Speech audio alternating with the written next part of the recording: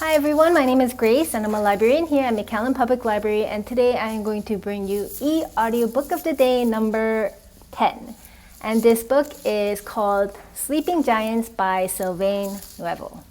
But before I get to that, I was wondering if you guys were able to find Leslie C. from my last video. And there she is. Yay! Okay, so back to the book.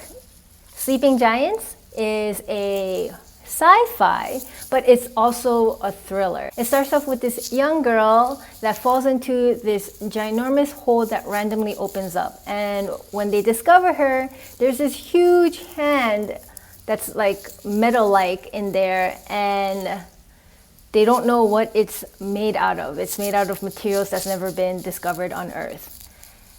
17 years later, the same girl who fell into the hole is a physicist, and she is hired to discover what the hand is.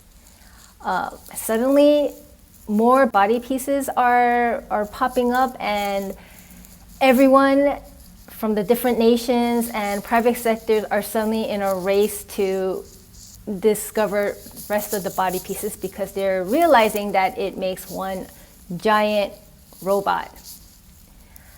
The story isn't told in the normal way where you follow two people and you find out what happens at the end. Instead, it is told more of an oral history where it is mostly recordings of interviews, and then there's like official reports, journal entries, news articles, and mission logs. If you read World War Z, which is a fantastic book, it's a lot like that one. But the book is much more than a story about a giant robot.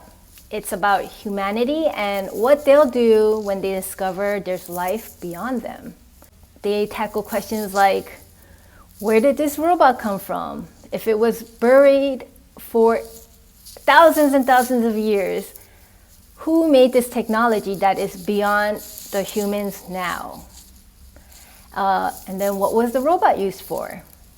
And if the scientists are the ones that are putting this robot together, then who will be controlling the robot and what will they use it for? I hope you try out this book.